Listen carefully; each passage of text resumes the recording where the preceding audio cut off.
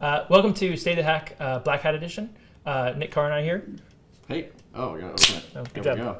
Cheers. Christopher Glyer, Chief Security Architect at FireEye. This is Nick Carr. Nick Carr on the Advanced Practices team. So we're going to be talking to a few folks today from the industry, and we'll be giving a rundown of Fin7 and the recent report we put out last week. Yeah. So if you haven't had a chance to check out the blog that we put out around the DOJ indictments of members of Fin7, we actually found out on Monday that they'd be releasing this, and we turned around a pretty robust blog giving all the background, everything we've been tracking on Fin7.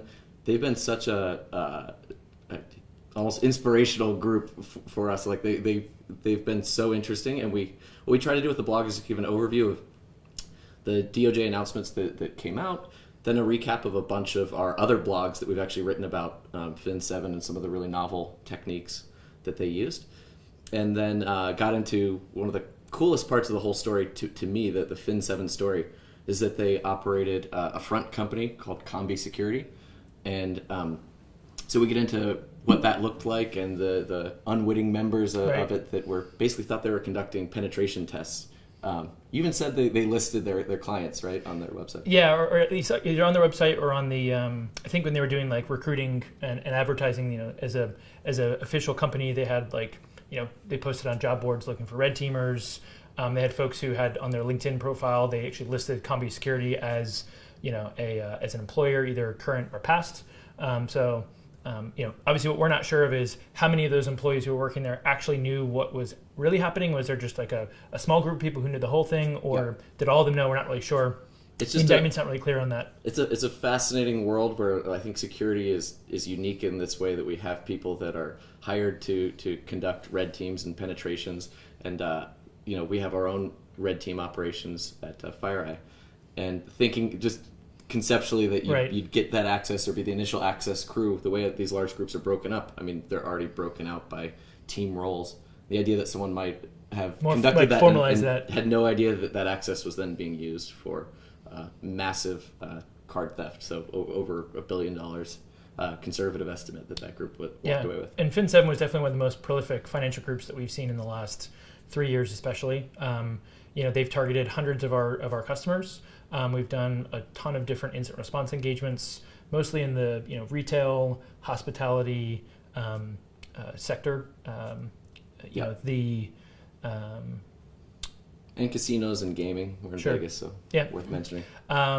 So what were some of the more, I guess, interesting methods or techniques that you saw? One of the interesting parts, they were just again a very good red team. So we see red teams do this kind of stuff.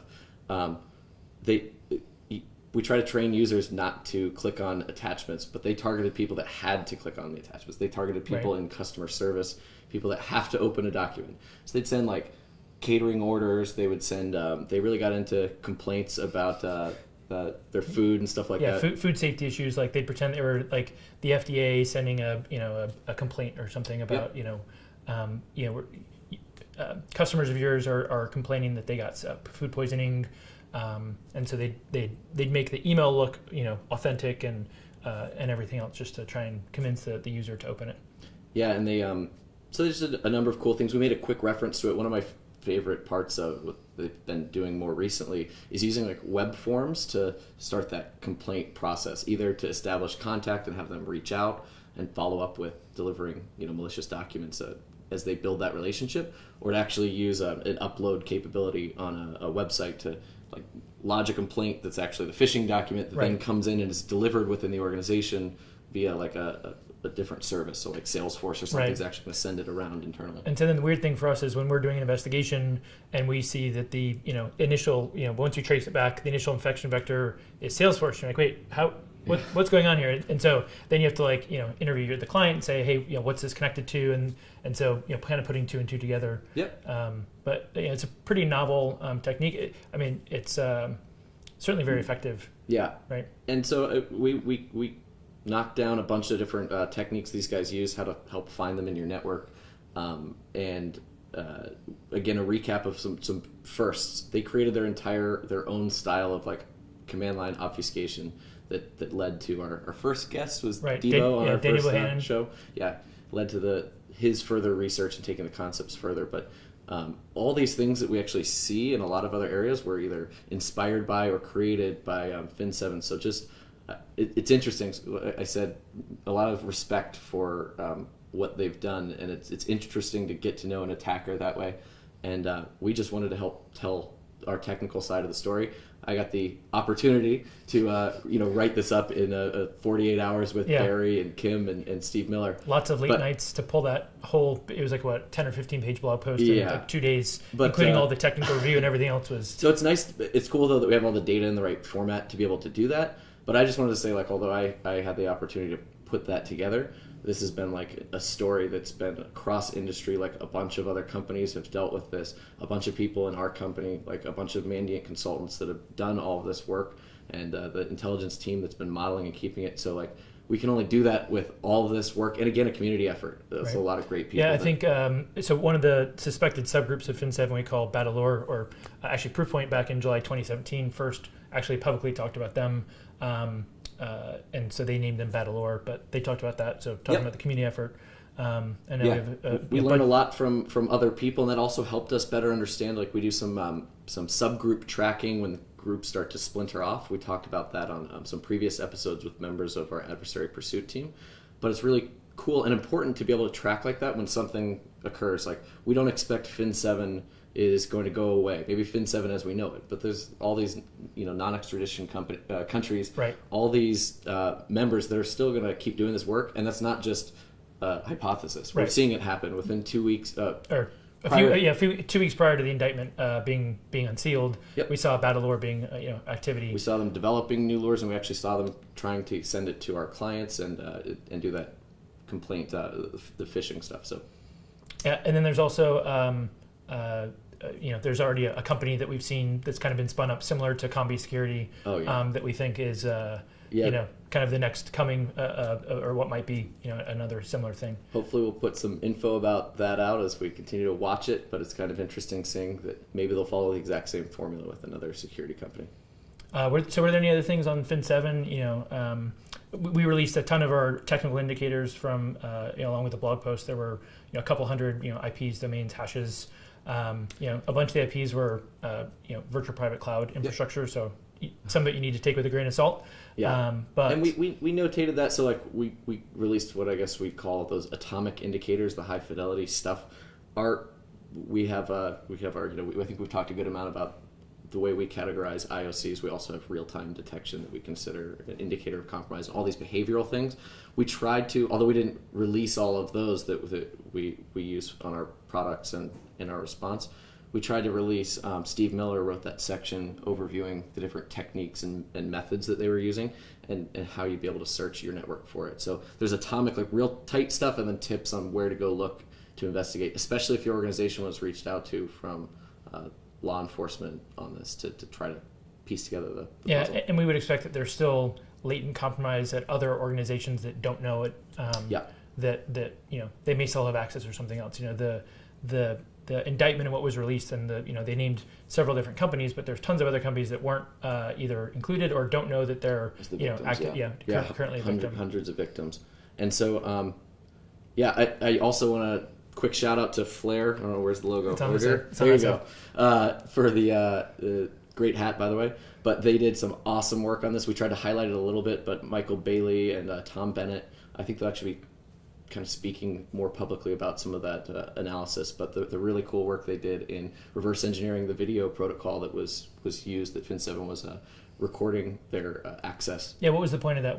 Were they recording like turning on the webcam of the victim, or were they recording the screen, or what was turning on a webcam? Come on, man. So no, that they were recording using their using like Carbanak. They were recording what was on the screen. So based on our understanding of the video content, so we basically, that team reverse engineered that protocol and then modified a version of a video player that could actually replay those videos. So it seems to be that they would record and just try to understand how people access the POS environment. So if you imagine, you can see the user interface. So kind of like a recon tool, effectively, right? Yep. So Actually, speaking of Carbanak, so I guess in the industry for a long time, a lot of people lumped Carbanak, which was a backdoor, with Fin7. You want to talk a little bit about, like so one of the challenges that we run into is like we don't name threat actors after malware, and oftentimes what you see is the same piece of malware may be used by one or multiple. That's particularly common in Chinese nation state groups where there's maybe like a group that's developing malware and maybe providing it to other groups, but also in the criminal underground, we see quite a bit where there's either shared tools or other tactics or techniques. So Carbonac's been around for quite a while, but we didn't really see Fin7. Now they may have used Carbanak, but we didn't really see them start to be active until about 2015. Yeah, we try to be pretty clear on that. Especially I think in last summer's blog post where we tried to really clarify that the relationship between Carbanak Group that other people call it, and what we call Fin7, and we've been trying to get better about exposing. Again, we reference like the Fin7 subgroups with the backdoor activity, and trying to share more about how we track these groups and why that matters. Because frankly now people need to figure out how do we defend against what Fin7 looks like now. So, hey, with that, do we want to bring on our first guest? Sure, yeah. We're going to be talking with Katie Nichols from MITRE.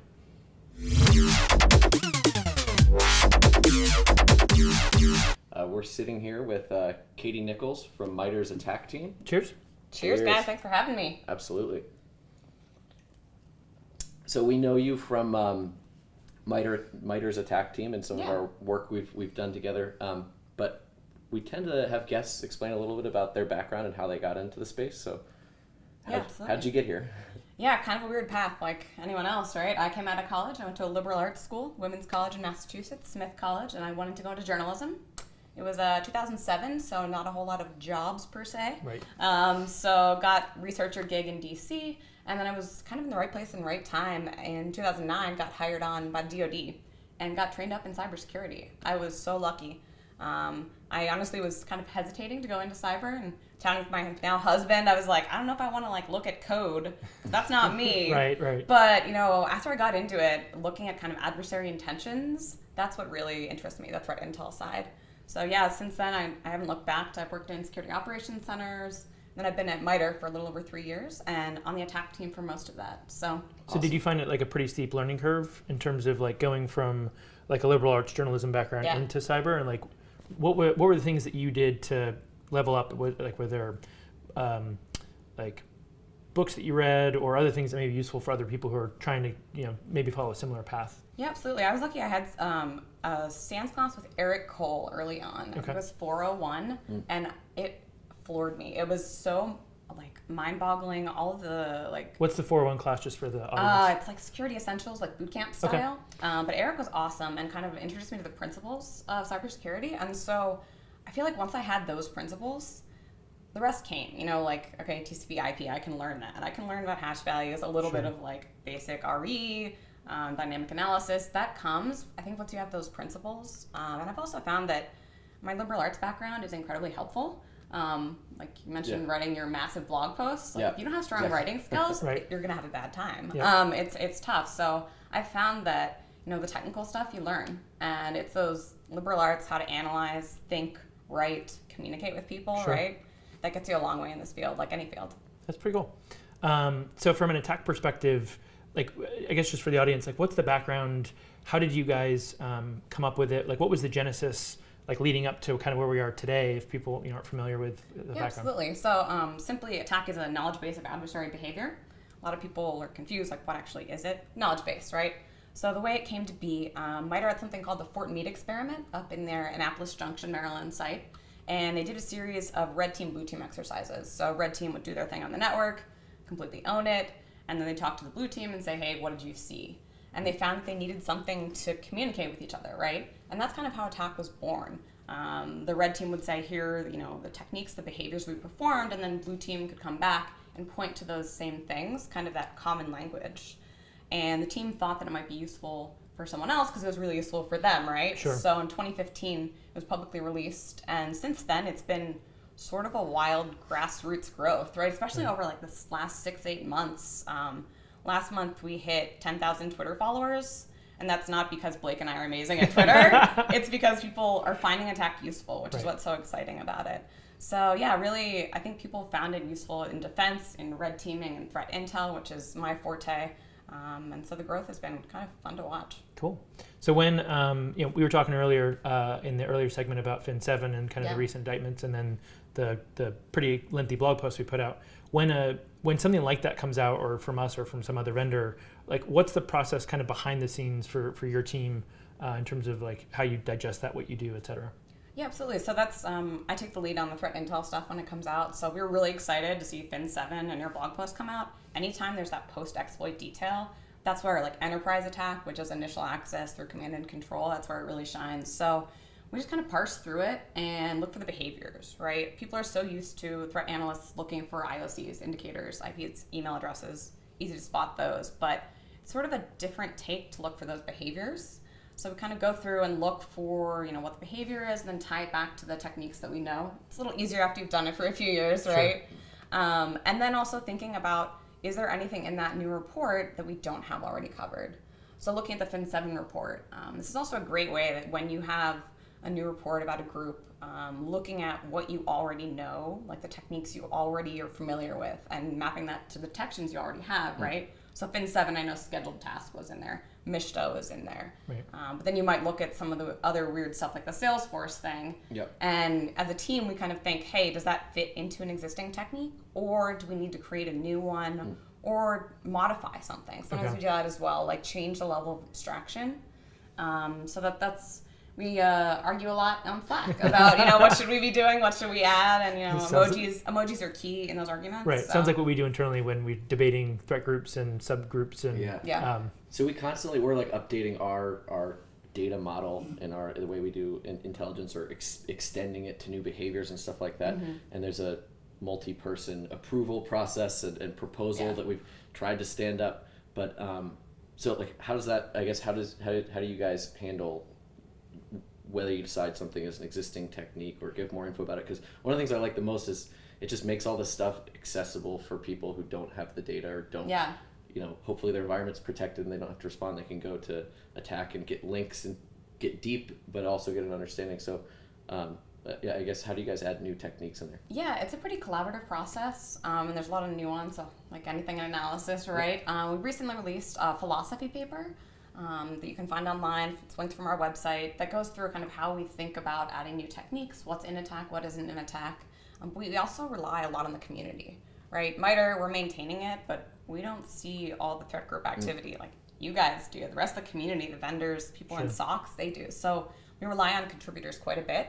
So when we have something new like that, sometimes we'll just reach out to folks and say like, hey, Nick, are you seeing this anywhere in the wild? Like, what do you think about this technique or this technique?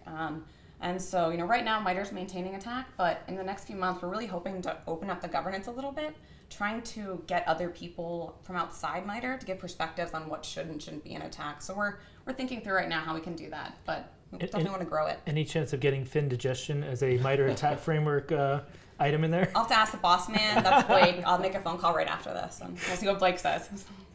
Nice. So I also think we've talked on other State of the Hack episodes about identifying attacker infrastructure prior to it standing up, and you guys have the pre-attack framework. Can you explain that to people a little bit? Yeah, absolutely. Pre-attack, the lead is Kristen Esbeck, one of my awesome colleagues. That really focuses left of exploit, kind of what the attackers do, doing reconnaissance, like weaponizing, and it's a very different beast from what we call enterprise attack, which is initial access through command and control. But using some of those intel sources, looking at domain registration information or other commercial intel, you can kind of get those glimpses into the adversary, and that's really where pre-attack is. More than enterprise attack, you focus on a lot of EDR solutions, other network tools that you have, how do you detect them, but pre-attack is really outside of your own network. So how do you find those adversaries outside before they're going to come at you? But yeah, we think pre-attack is an important part of this because you want to look across that whole kill chain or adversary life cycle, not just where they're getting in, not just once they've gotten in, but before they've gotten in too.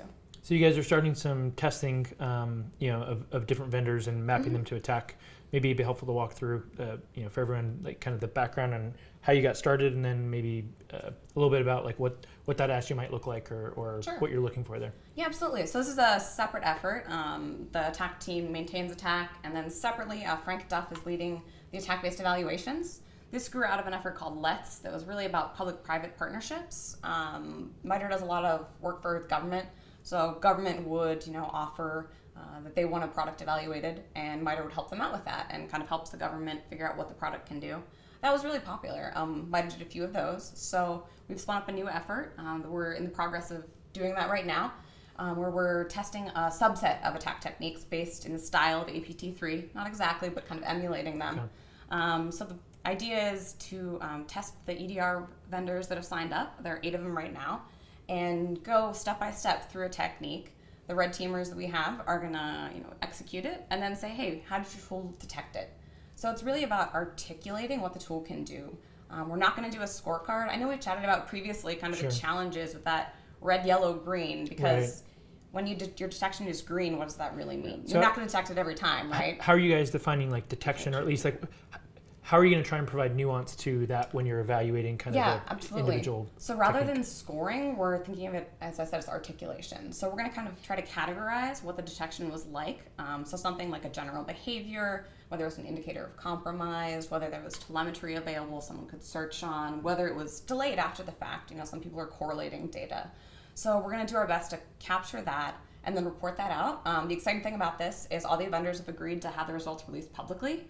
So those are going to be released this fall, and then both the vendors can look at those and use those to improve their products, Sure. right? And then customers, if they're thinking about buying it, kind of looking at what the differences are, and part of the reason we're not scoring is that different things are going to be important to different people, right? And so we don't want to tell an end customer what's most important to them. We just want to say, here's what the tool can do, and then you decide. Okay. So we're excited, in progress right now, so it's going to be a busy fall. Yeah, we're signed up for I think the second cohort in late October, so we'll be going through the same process pretty soon. So be curious to see from the kind of the other side what that might look like, and going through it. So looking forward to it. Absolutely.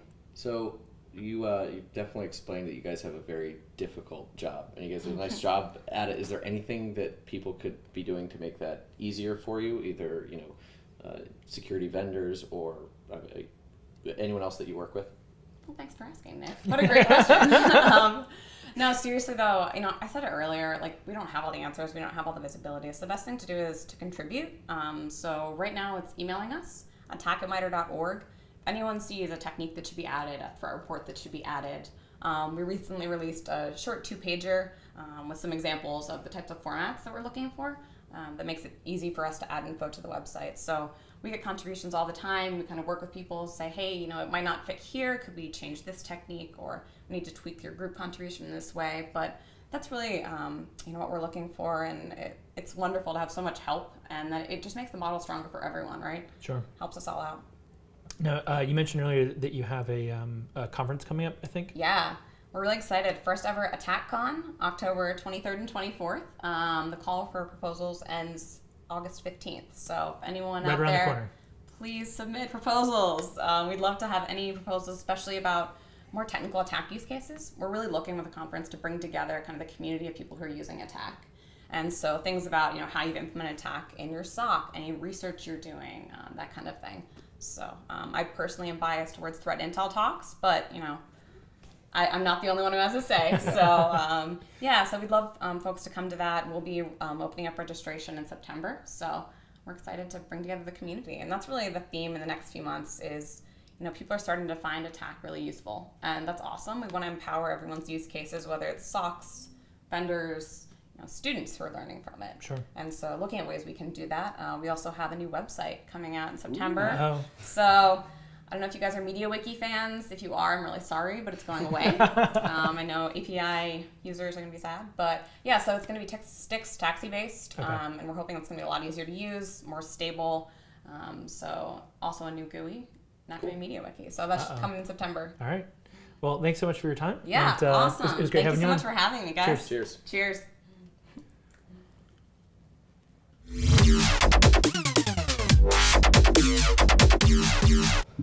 Hey, welcome to State of the Hack Black Hat Edition. I'm Nick Carr from the Advanced Practices team, I'm Christopher Glyer, Chief Security Architect. and we're here with Matt Graber from Spectre Ops. Hey. So we just wanted to get some of the people that we think super highly of that are doing really cool work, and get you in here and talk, have people get to know you. A lot of times we talk about how people got into their role and how you got to where you're at. Yeah. Like what's your background? Like how'd you get into the field? And Sure.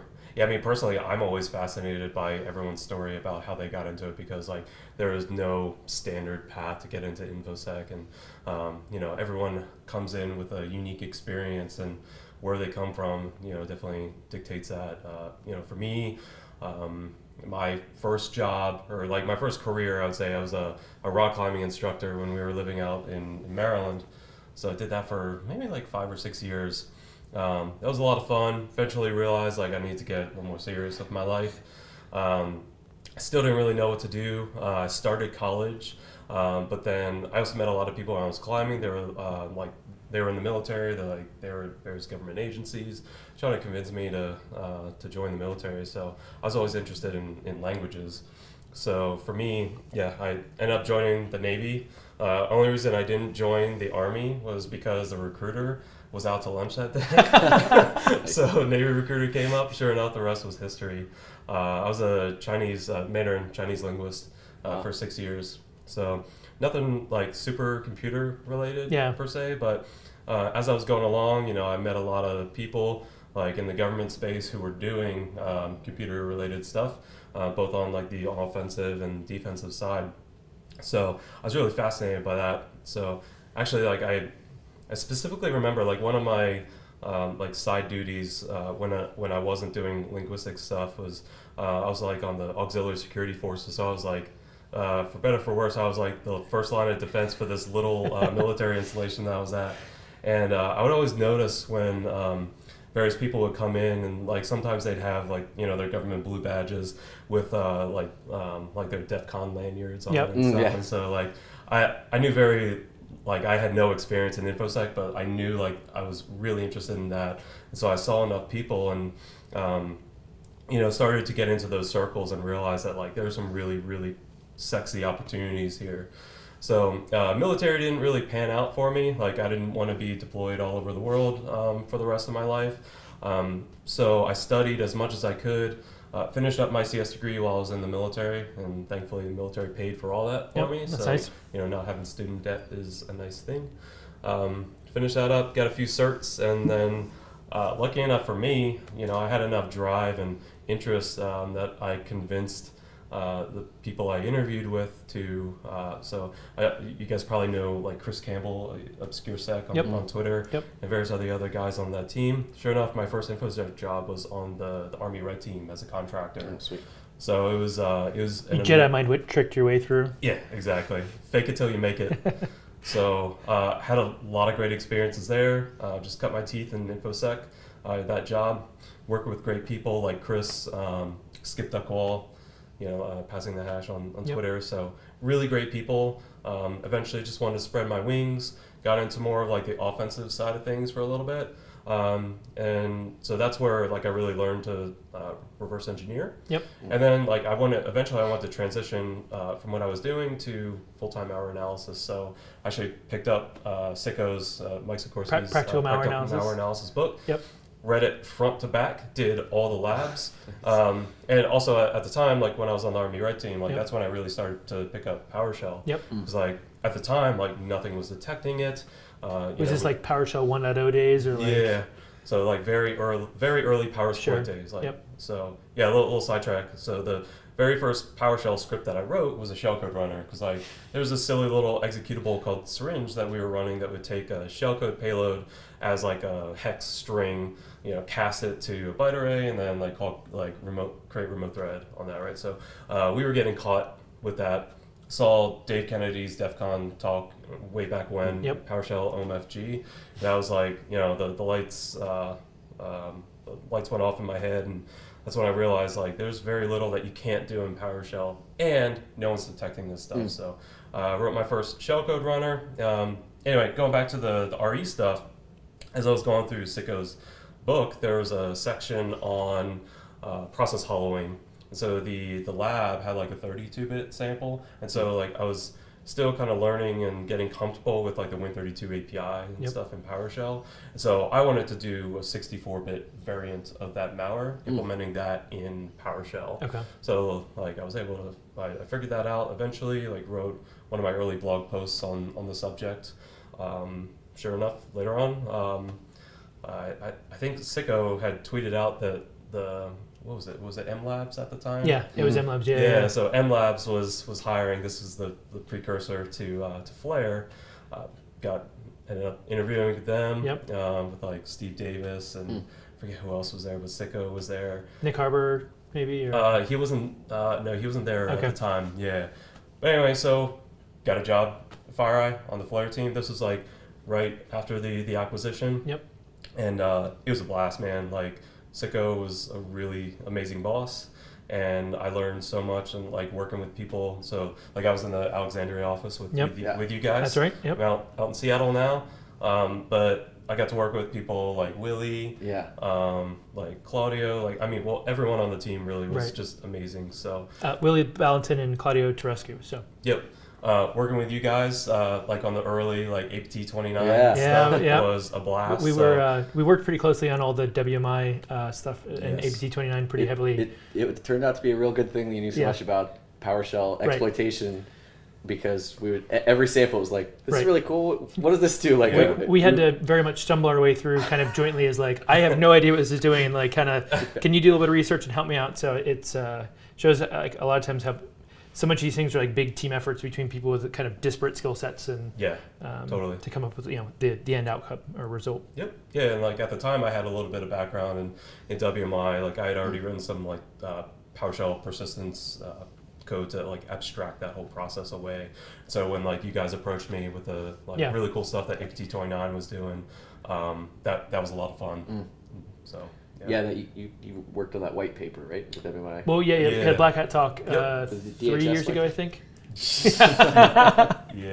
Long story there. I don't know if we want to go there. Yeah, but that was so awesome to like drive from like just seeing how you were able to take your analysis one-off triage, help us understand it, to work with the team to build a way to go out and collect it and then find it at scale.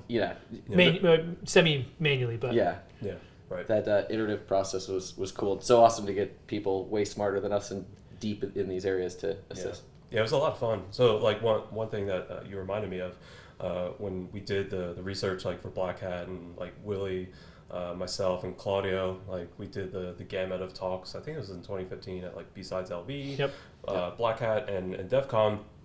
And this came up recently. It was kind of funny. One of the defensive recommendations that I had for PowerShell was like, so with WMI persistence, you can actually, like as a defender, you can use WMI persistence to detect WMI persistence. Right. So like, yo dog, I heard you like WMI persistence.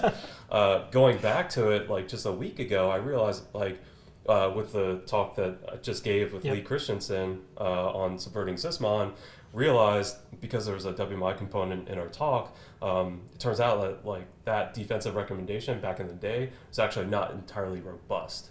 So although that's bad, that's actually like really validating for me, because like you guys are involved in like detection engineering quite a bit, so like you understand that like you write a detection for something, you feel as though it's robust at the time, but like it doesn't stop there, right? There's always going to be variants of attacks for particular TTPs. So it's cool that we're among good company here, that we're always thinking about like ways to constantly improve our detection. Step your game up. So what was the talk that you just gave here at Black Hat? What was the you said subverting Sysmon? If you give maybe a 30-second overview of like, obviously it's a pretty long talk and white paper next week, but So we gave Lee Christensen and myself, Tipkin is Lee's handle online, gave a talk called Subverting Sysmon, but really what we wanted to do was just use Sysmon as a case study for putting forth a more like formalized methodology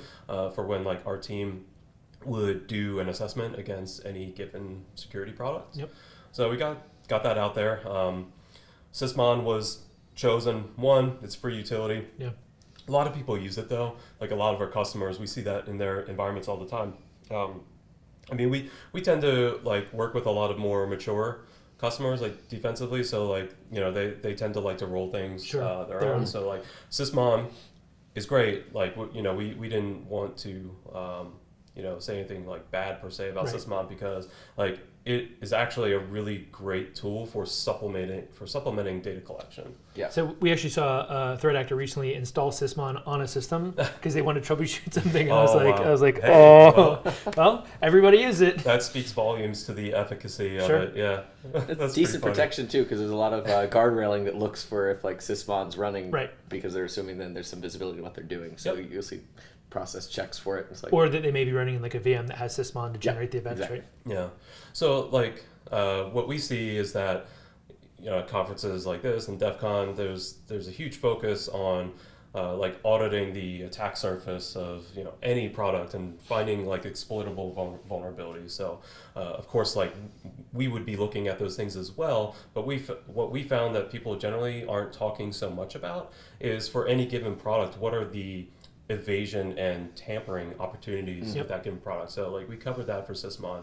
For example, like from the tampering side, it's pretty robust and like it's fairly secure against non-admins. Yep. Once you're an admin, like all bets are I off. mean, and- with most products, I would say that's Yeah. probably the case just because you can do anything at that point. And that's totally reasonable too. But like we still like to acknowledge that like the course of action that you take as a non-admin is just a different course of action from when you do eventually escalate and you have just additional you know, capabilities and Sure. options available to you. So yeah, like from the tampering side, one of the case studies that we covered was WMI tradecraft. So like WMI persistence, relatively popular amongst attackers, it seems. It is, well, until like our talk, we realized that it was inherently bound by like a specific namespace. So you guys know like Right. WMI persistence, Yep. there's these event consumers, like active event consumer, command line event consumer to execute your payload.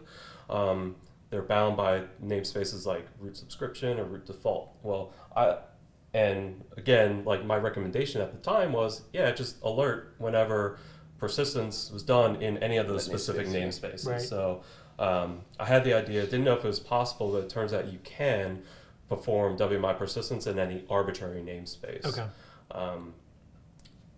Me and other people on my team, like we're huge on wanting to make sure that we put out good detections for like new tradecraft that we put out, and this was no exception. So it turns out in Windows 10, there's a fantastic event log entry that will capture WMI persistence Sure. regardless of Nice. the namespace. Okay, that that's it's in. great. So, and it also kind of helped drive the point home that Sysmon is just one data source. Yep. You know, it One of composes, many, yeah. it composes many data sources in this one product, but you know, obviously you want to supplement your detections with other data sources Sure. as well. And I saw that you were in a pretty awesome romper.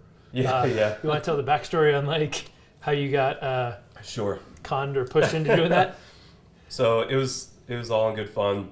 What happened was there was some thread between me, Nate Warfield, and Barry Dorns, both at Microsoft. Yep. So Nate is at MSRC, Barry is on the .NET team, so he's like their security POC for like everything. I don't know how it started, but like we were talking about the talk, and it eventually escalated to, I think Barry mentioned like, oh man, wouldn't it be awesome if you wore a romper on stage? And then I think Nate came around and was like, hey, how about a tuxedo romper? Like that'd be nice and classy, right?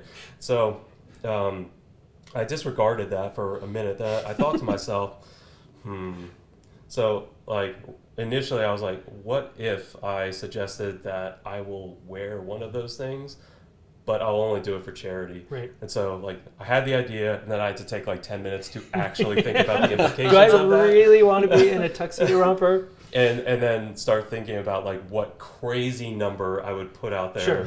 That it would never to- get hit. Yeah. Right. So I came up with $4,000 that, you know, if that could be reached by the time of Black Hat, Yep. I'd be down with that. I checked with my wife, made sure she was okay with me looking completely ridiculous in public. She was like, "Oh yeah, go for it. It's for a good cause." I put it out there. Sure enough, Barry just rolled with it. Yep. Started the campaign, and we broke it within the 4,000. Right. And what was the charity that you chose? So the charity was the Muscular Dystrophy Association. So, Nice. we have a coworker. He's had family members who have been affected by that. So That's great. it's really important to us. It's near and dear to us. So as much as we can raise for that, we. So you hit your target. You hit your target before Black Hat, and then right? some, right? Real quick. And then some. So we hit our target really quickly. But then, I had a co-presenter, Lee. I reached out, people were hoping that he would also be on stage wearing a romper. So Lee eventually chimed in and was like, "Yeah, I'm totally down if you can raise 6,000 for it." We didn't think that we were going to hit it. We were kind of stuck at like 4,500 until Skip Duckwall came along and was like, I will shell out this money to make you look ridiculous. The only thing was Skip dictated what romper that Lee would wear. Nice. Fortunately, like from my perspective, I didn't have it so bad because I think I actually didn't look too bad. Pulled off a tuxedo. Yeah. Lee's romper was pretty ridiculous, so it wasn't quite as bad for me. But yeah, I'm not the type who typically begs for attention like that. Yeah. But I'll do. It's all for a good cause. I'll do almost anything within reason for a good cause. That's awesome. So, yeah. So I love the way you gave an awesome keynote at DerbyCon that kind of encapsulates your mindset. I encourage anyone to watch it if you haven't seen it. Like just encouraging curiosity and like challenging assumptions. Yeah. DerbyCon 2017. Yes. Right. Mm-hmm. DerbyCon 2017. Yeah. So, and obviously in this case, it's it was doing the same thing with Sysmon, like questioning the data sources and seeing how you can get around it. So I was just curious if there's other things that you're exploring. I know you've recently said that PowerShell. Are you guys moving away from PowerShell? Have you written your last PowerShell script? I wouldn't say we're done with PowerShell. More specifically, I'd say we are diversifying our offensive portfolio. Okay. So Will Schroeder Harmjoy recently put out a post and developed a bunch of C# based tools he called the repository Ghost Pack. So a lot of our operations are starting to focus on like C# and .NET Tradecraft. That wasn't chosen at random. We try to always be thinking about like what the next thing will be from an offensive perspective. So like how do we define what that next thing will be? Generally, how'd you guys choose that over something like, say, like, I don't know, VB script or some random other scripting language that doesn't have the same level of visibility from a logging perspective? So it's the combination of both the flexibility of the .NET framework and the fact that there is practically no security optics in it currently. Yep.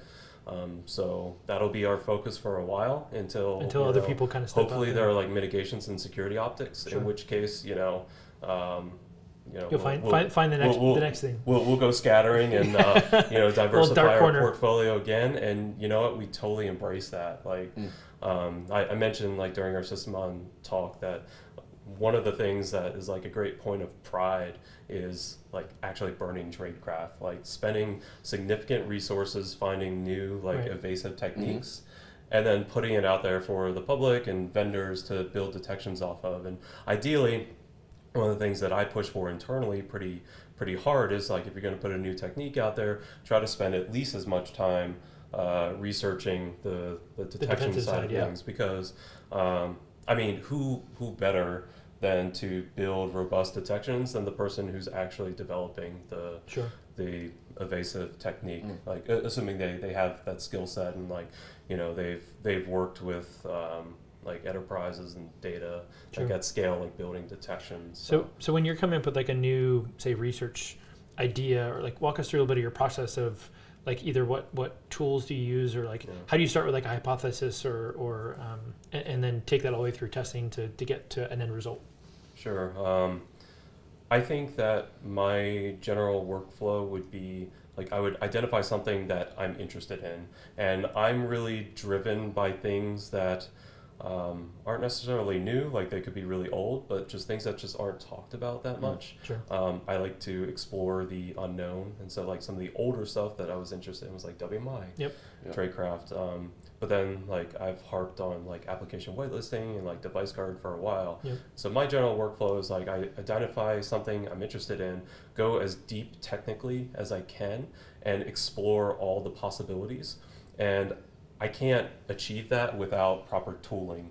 So that would be the first step of really any endeavor that I go on, is if there's not existing tooling out there, then I need to build it. And that's generally how I learn anyway. It's like, for example, I'm pretty comfortable with like the P file format, but I wouldn't have been really comfortable with it if I didn't write a P file format parser at the day to like, you know, discover all the nuances in the file format, fail at writing proper code many times. And that's another thing that I mentioned during my keynote last year, is that like, you know, people really should embrace failure.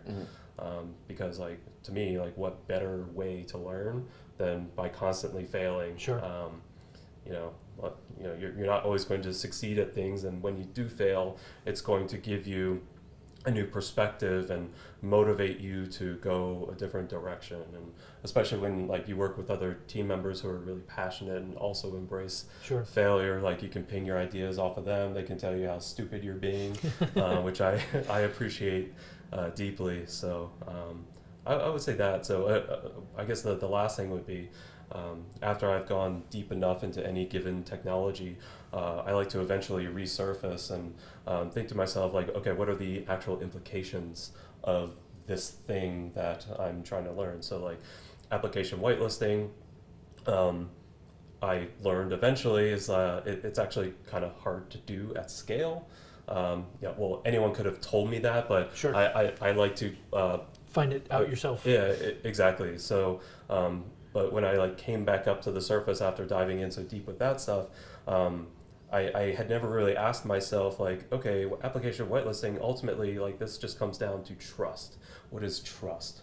I haven't heard a ton of people like actually consider that or talk about it. There's actually a great Troopers keynote from several years ago on the topic.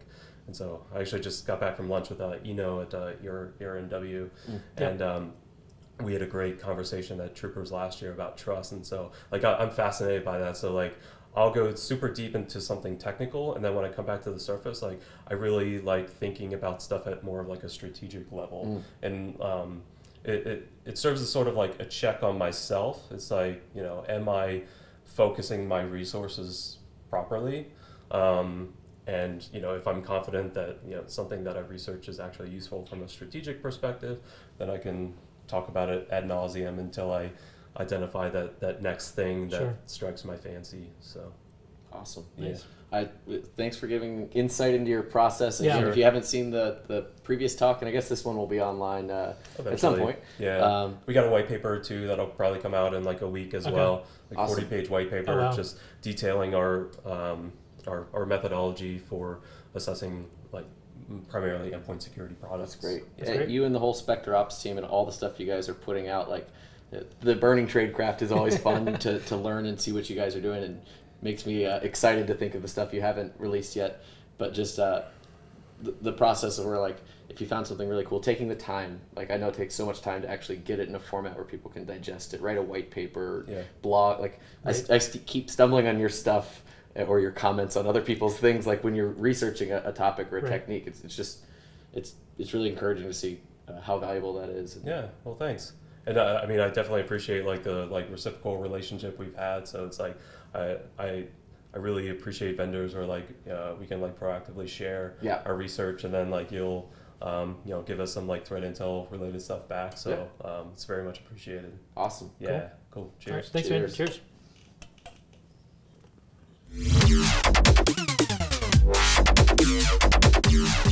I'm here with Sean Metcalf from Trimark Security, and we'll be talking to him about Active Directory security and his experiences here at Black Hat. Yeah, absolutely. So we all kind of have worked with each other previously. We run into your stuff. I know you from being the environments that are the best secured, and red teams knowing environments that you've secured. But like, I guess so you have this reputation for being a pro at this level. For other people who might be interested in getting into Active Directory security, just security in general, could you give us some of your path to where you're at now? Sure, absolutely. Well, what's interesting is a lot of security people tend to get into the field because they've been doing networking or they've been doing Linux or Unix types things, and they kind of move into that area. I find it interesting whenever someone who is a systems engineer or someone who did operations managing systems, specifically Windows, because Windows security has often been lambasted over the years, and so people who have come from that area often don't think that they can actually do anything in the security world. They feel like it's really not, there's not a path. So along the course of my career, as I was working at large organizations as an Active Directory engineer, I was looking at the security side and trying to figure out, okay, how do we fix this? How do we do that? And in 2003, 2004, I set up a kind of an informal Active Directory security group at the organization I was working at as a consultant. But back then it was mostly who is a member of domain admins, who's a member of this group, who has the ability to change passwords. There wasn't a whole lot to Active Directory security. Right. And then probably around 2014 when Benjamin Delpy and Skip Duckwald gave their talk at Black Hat, which is my first Black Hat that I attended, about golden tickets, it kind of changed that whole perspective. Sure. Now there's all of these types of attacks that have been highlighted and expanded upon since then. And as you guys have talked about, the attackers have been going after Kerberos, going after Active Directory. So it's kind of a brilliant merging, accidentally of course, that I have been working with Active Directory and been focused on the security aspects of it. But insofar as how I ended up doing that, it was more of a passion along with, this is what I want to do, let me figure out more ways to do that. And I've learned that if you volunteer for things that other people don't want to do, like figuring out what delegations configure in Active Directory, and then you do that, you continue to grow this level of knowledge that others don't seem to have, and it becomes very niche. And if you can dive deep into that niche, then you end up owning that, so to speak.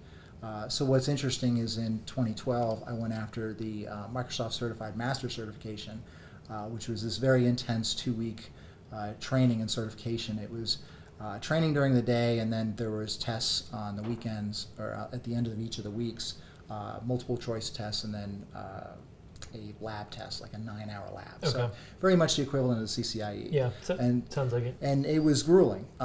There's a 20% pass rate, and I didn't expect that I was passed while I was out there. I figured I would get through some of it, and I have to retake the test later. Yeah. I actually ended up passing while I was out there. I was the only non-Microsoft person in the program that passed while I was out there. But I was studying, cramming at night. I had my entire hotel room just with Post-it notes and all sorts of things. Sure. I'm sure the housekeeping was really confused.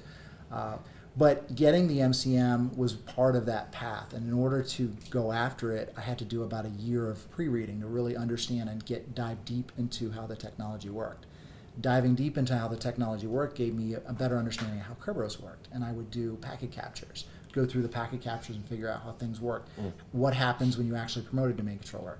What happens when you do this? And then going through and watching packet by packet by packet to see what's going on. And that's also when I dug into PowerShell, because I realized I could get more information from AD through PowerShell. And so this whole experience and making that decision and going that direction really set me up for success as things started bubbling, let's say, in the Active Directory security world. And I'm happy to say that now I've seen many job openings and career postings for Active Directory security, which is great, because that means that both there's someone has recognized that that's important, and that there's people out there that say, okay, I can do that, or maybe in a few years I can get to the point where I can be that Active Directory security architect or engineer or something like that, and I think that's fantastic. And you put out a lot of great stuff on adsecurity.org where you can, if someone wants to explore this a little bit further, you put a lot of that lab data out there, things you've generated, explain, like you give people a lot of the tools to try it themselves. And actually, so Microsoft hired me to do the update for the MCM for the 2012 version and update the pre-reading list, which was extensive. It was over 1,000 pages of reading, as well as some other content. And that pre-reading list I found online, and I posted on a link to AD Security, and I also extracted all the links and put those in a pre-reading area. So anyone who wants to know more about Active Directory there's a ton of references on that site also. Were you able to come up with questions for the test too, or just the? Yeah, actually, I was asked to come up with questions, and it was pretty fun. Was it fun coming up with like, all right, this is really hard. I'm gonna trip people up on this one. Yeah, it was funny because I was sitting in a room with 8 other Microsoft people, and coming in as someone that's not Microsoft, I've never worked for Microsoft, they're looking at me like, can we have conversations around him? And I'm like, look, I'm under the same NDA through the MCM. I probably have the same NDAs at this point as you guys, so like I can't say anything. So after about an hour or so, and the introductions and everything else, everyone kind of loosened up. And at one point, I came up with a question, and no one got the answer right in the room. And the guy next to me, who was the one of the PMs for the program, he's like, "Is this information public?" And I'm like, "I think it would have to be." It's from this presentation here. So yeah, it's been an interesting journey, and certainly being able to look at things and say, okay, well, that would be interesting, that would be a challenge, but never thinking that I can't do that. I mean, I certainly had many times where I was like, okay, well, I'm never going to do that. The MCM, I'm not going to pass. That was my thinking. Is this going to be really tough? I'm not going to pass while I'm out there. But I just focused on trying to get it done, focus on the first thing that needed to get done, and then worry about the second one later. I never worried about the lab test until I got through the other ones first. I never worried about what the next step was until I got through this one first, because otherwise it just seems too big and too grandiose, and there's no way you can ever get past it. Right. So 4 years ago in 2014 was my first Black Hat that I attended, and then 2015 was the first Black Hat I actually spoke at. Yep. Same thing. I put together a talk about detecting golden tickets and all this other attack type stuff that I'd figured out, and I sent it in to the CFP, and I'm like, there's no way they're going to accept this. Like, I'm not good enough for all these other people that I've seen speak at Black Hat and the history of speakers and these big names. I was like, there's no way I'm going to be accepted. How'd you feel when Benjamin updated Mimikatz to make it so that the way you could detect the golden ticket could no longer be detected that way? I laughed. I actually had a good laugh about it because that's so Benjamin. Oh yeah. You know, he is such a great guy. He's got a great sense of humor. Of course, to get about half of his humor, you have to know some French. Okay. I don't know any French, so I still laugh though because I think it's funny. But he is very much a genius in what he does, and he's very humble about that in person. And so, speaking to him about certain things in person, having conversations. I was in Hack in Paris just in June, and having conversations with him there, it was just impressive because he was talking about things, and I'm like, yeah, absolutely. And then certain things I'm like, I'm going to have to make a mental note to look that up later because I don't really know what that means. Furiously, right. But he's the type of person that doesn't necessarily have to dig in and know all of the technology or the technical specs behind something. He can dig in and work with the code and just figure out from a code perspective and make things work. And he'll see the packets and be like, oh, I got to do this and I got to do that. I mean, he effectively reverse engineered Kerberos, Microsoft's Kerberos, not just Kerberos, which is a public spec, but Microsoft's Kerberos, which has extensions like the PAC, which isn't public, in order to do the golden ticket, the silver ticket, and all this other ticket manipulation. Sure. And so, yeah, when he changed it was a domain field that had a specific anomaly that was the original detection that I published. And then he just hard coded one. And then after I think ANSI in Paris had published a white paper on how to detect against that new one, he changed it again to ANSI. And then, I mean, it was a matter of time, right? And, and so everyone kind of knew that he was, once he hard coded it, the attackers, as I'm sure you saw, were like, oh, well, we'll just customize our own Mimikatz because it's effectively open source. We'll just set the variable to be what the domain name is. And you'd be surprised how many attackers don't do that though, and just take the stock off the shelf. Like, here we go. Yeah, like no one would run PowerSploit direct from GitHub, right? Sure. That's just ridiculous. I don't know. I know it happens. But yeah, it was interesting when he did that, and eventually, I think that fall he changed it so it would actually use a variable and set the correct domain. I think one of the interesting things as a defender is one of the advantages you have is that the attacker doesn't necessarily know how you're detecting them, right? They don't know what you're keying in on, and they may guess or try and figure it out or do something else. But that's one of a little bit of the high ground that you may have is in terms of, because you may be focusing on the domain name, but you may be doing something completely different to detect that. So they may think they're changing things up, and actually has no effect on your ability to detect them or not. that's the difficulty we go through all the time on our my adversary methods team when we decide we actually want to put out more in blogs and explain to people Right. how it is we're finding something, as you used in your example. Sure. That it's tough. Like, you want to share that with other people, but then people might change something if it's tight. And sometimes with some of these techniques that you have such a small window to detect it, or such small a way that if it gets released or the exact how of how you're doing it, then it could give you a big blind spot from a defender's perspective. So it's an interesting kind of challenge that you have, knowing like when and how to talk about things. So Yep. I at least find it easier to talk about what we found, not necessarily Right. how we found Right. it. Yeah. And there's very much a difference between like a signature-based detection method versus an actual behavioral Yeah. method where you know what the behavior is. It has to do these specific things in order for it to actually work. Yep. And so therefore, if you can key off of that, trigger off of that, then you have much better success. And that's what I always try to focus on when I'm building detections. Right. Like the detection I published last year on finding someone or detecting Kerber roasting. Like Yep. that's the one. That's how it's actually done. Yeah. Yeah. So you and I gave a talk at DerbyCon 2017 that we just made up on Yes, improv on the completely fly. Absolutely. I'm Much like this assuming- conversation right now. Exactly. I'm assuming a little bit more work went into your talk at Black Hat. So I don't know if you want to Right. explain to people what you briefed on out here. Sure thing. And maybe So- your co-presenter. Absolutely. So this is Bunny. Special guest. Special guest. My daughter asked me to bring Bunny out to Vegas. So Bunny had a spot on stage with me at Black Hat when I spoke yesterday. So I called it From Workstation to Domain Admin, Why Secure Administration Isn't and How to Fix It. So it's one of those talks that just came about late last year where I'm having a lot of the same conversations with customers over and over again and explaining the same methods that I think that an attacker could actually exploit this. Most organizations are still using a standard workstation where the admin logs in as a user, but then they RDP to an admin server or a domain controller. And about half the time they're using some sort of MFA. Duo seems to be the prominent one Right. for that. So I started looking at, okay, well, how could I compromise that system in a way that I could get whatever those creds are that they're typing in? Because most of the pen testers or red teamers that I've talked to and heard from and seen what they do, they're using Mimikatz to dump credentials from the system, or using NetSession to see where people are actually logged on.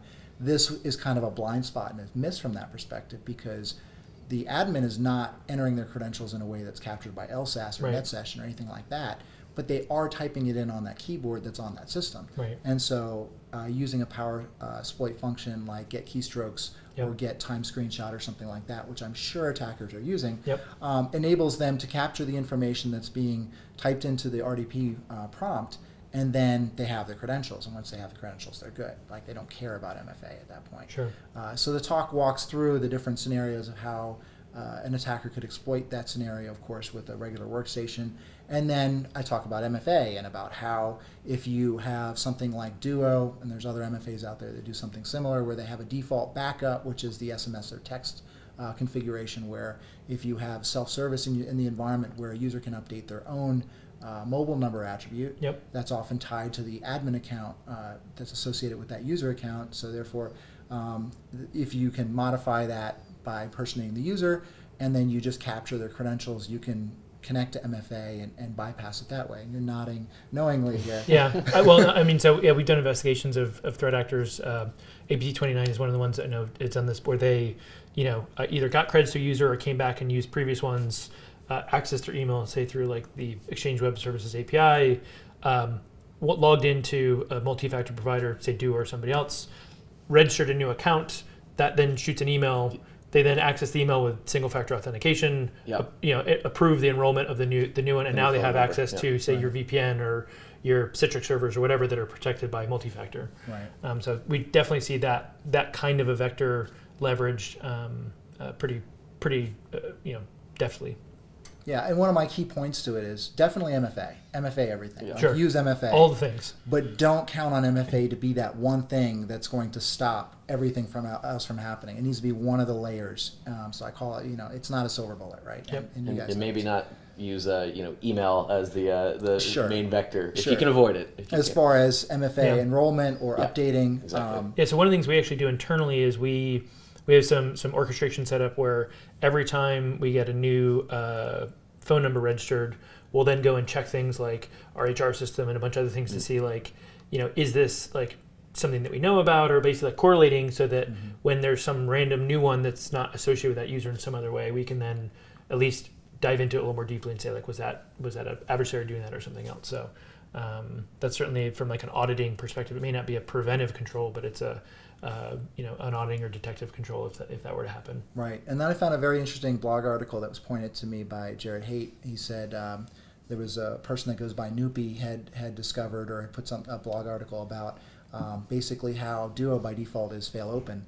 So obviously, if you can block that communication to that whatever API a record duosecurity.com, then you can just stop MFA from working entirely. So if you can interact with or influence the networking of that server, then it just won't work. It won't go at all.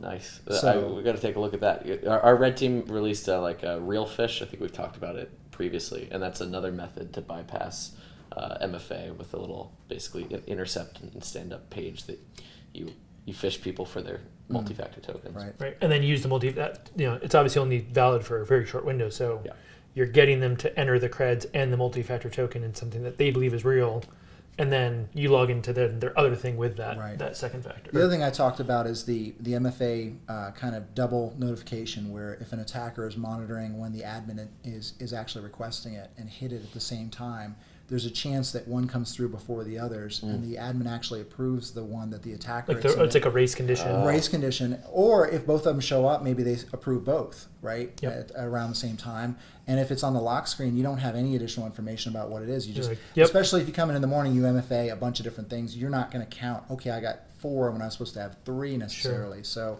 the other part of that is awareness by the user to go, something weird happened. I don't know if I should report it. And certain things are like, okay, this looks like a fish. I should report this.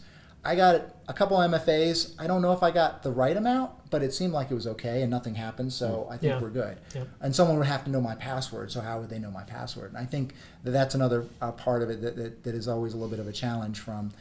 So my recommendation is if anything weird is happening for MFA, absolutely let someone know and go in that direction. But you should wear the T-shirt that Benjamin has, like, I know your passwords. Right, exactly. Right? Yeah, so absolutely. you also talked about how people are, maybe how they are managing those passwords, right? Some issues you've identified? Yeah, so password vaults were part of that conversation as well. Enterprise password vaults generically. And the fact that a lot of organizations are starting to more broadly deploy an enterprise password vault, not just to manage a service account itself that then gets deployed or updated, so at least passwords change on that, which would be good. But the fact that there's 80 admin credentials, and either they're checking it out and copy pasting it, so there's a clipboard issue there, or they're proxying directly through that. And of course, CyberArk had a massive RCE vulnerability in April, and if your keys of the kingdom are there and someone doesn't patch quickly, then that could be problematic. But the other thing is that customers are not following best practices from the vendors.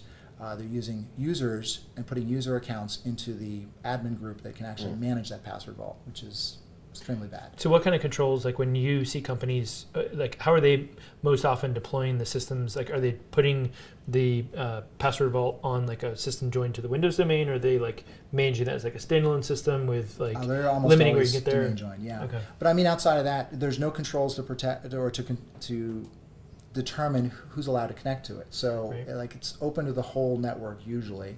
For example, CyberArk has 2 components. One is the web component where users can connect to check passwords out. The other is the actual updating component. I believe it's called CPM. And if you put the 2 on the same system, that's dangerous because now you have a web server that has passwords that are privileged that are passing through it. I mean, there's issues with web servers in general, but yeah. Yeah, opens the attack surface there to something else. So, I think it's very difficult to try to sum up, and honestly, you need an expert, someone like you, to come in and help people secure and properly architect your Active Directory. But are there any tips, any things you see that are quick wins, or maybe something people don't know about they should be considering? So the most important thing is check the members of the administrators group in the domain as well as domain admins. People always seem to forget that the administrators group actually has all the 80 admin rights and the admin rights of the DCs. Domain admins gets its rights by being a member of that. And so people seem to always forget that. people don't seem to check the settings in the group policies that are linked to the domain and the domain controller's OU. So those are settings and configurations and things that cause problems, that actually expand rights beyond what they should.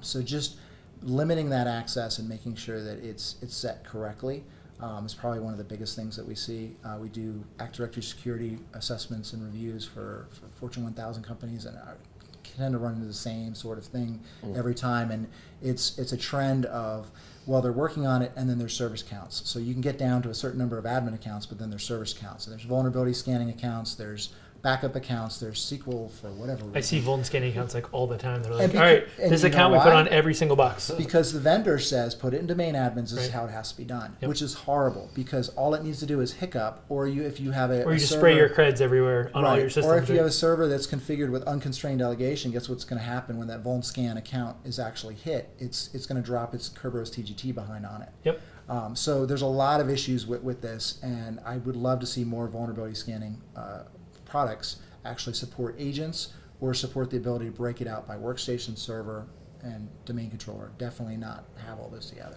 because that's a huge risk. Awesome. Yeah, that's great. Great info. Yeah, and thanks so much for joining us, man. Thank We'll till the next time we talk. Cheers. Appreciate it. Cheers. Cheers. Thanks,